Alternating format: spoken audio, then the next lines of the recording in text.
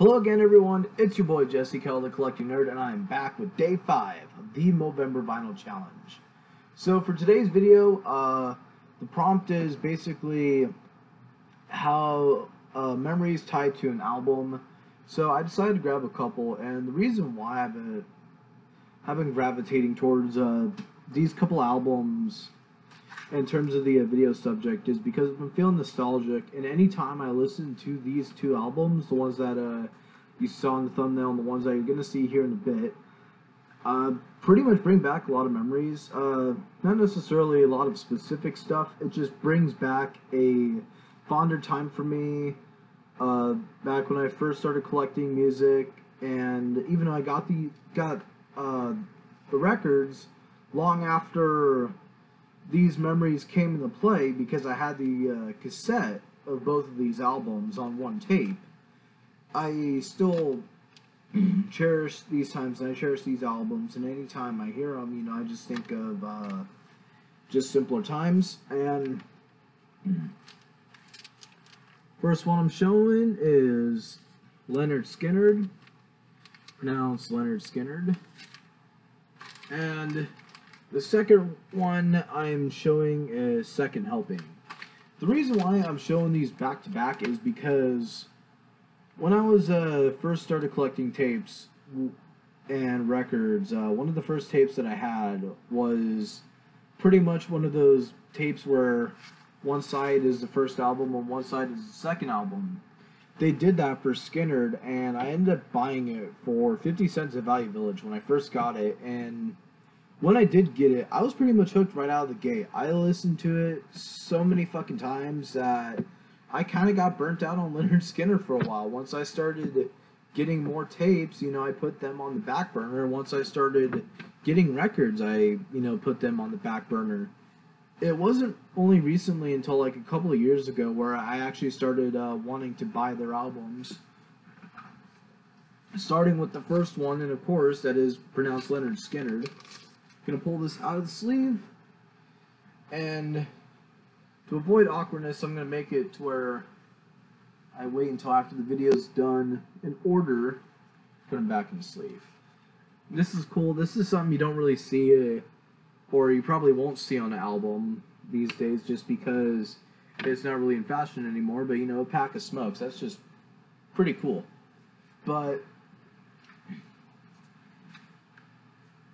I remember listening to this more than enough times. My favorite songs on here are Tuesday's Gone, Give Me 3 Steps, Freebird, and Poison Whiskey. I like Poison Whiskey just because it has that fucking grit to it. Same with I Ain't the One. It was a perfect opener for the album. Just the arrangement is fucking perfect. And that goes, same for Second Helping. I love this album. This is my favorite of the two. Of course, as you guys know, it has stuff like Sweet Home Alabama on it, and even though there are more recognizable songs that are on pronounced Leonard Skinner, I just prefer Second Helping. It's when they became, more experienced. It's the sophomore album, so they actually had, cred to their name by them. So the songwriting was a bit different. I kind of like the stuff like Don't Ask Me No Questions, because it pretty much talks about, what it's like being successful, that everyone pretty much wants to bug him, that side of fame. And you don't really hear that in music. I think it's just a cool part. Sweet Home Alabama, of course, just one of those all-time recognizable classic rock songs. Working for the MCA, that's a cool one. Just talks about, working for the record label. I do like The Needle and the Spoon. It is a cool song just because it talks about important issues. Like, it was pretty much talking about the dangers of heavy drug use, like back in the 70s, when it wasn't really... It was talked about, but it wasn't that talked about, like it is now and since then. But I also love Call Me the Breeze. Just another good one to like hang out and chill with if you're just kicking it with your friends and you have that song blaring on the fucking radio or your speaker or your phone or whatever you're using it with. And one of my favorite songs on here, and I think it's a cross-up between this and Sweet Home Alabama, and that's the Ballad of Curtis Lowe. It's a really cool story about, how he grew up watching Curtis Lowe, who was a older man who drank wine and played the blues, and when he died, that's all he had to lose. I know, I stole that directly from the song, but I really like the cover. I like the stained glass theme that they have. They don't really do that for albums. Then, of course, the fucking pot leaves. But, yeah, that's pretty much it. That's all I have to show for you guys today. I'm going to be a bit exhausted, as it may tell throughout tomorrow.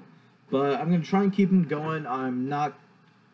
How do I say this? I don't want to fucking stop doing the videos just because of exhaustion. What I need to do is actually just try and get them uploaded earlier instead of waiting until this time at night, because I don't want you guys to wait, and I shouldn't be waiting to record them. So that's going to be changing starting tomorrow, and I apologize for the inconvenience, but until then, this has been your boy Jesse Keller, the Collecting Nerd.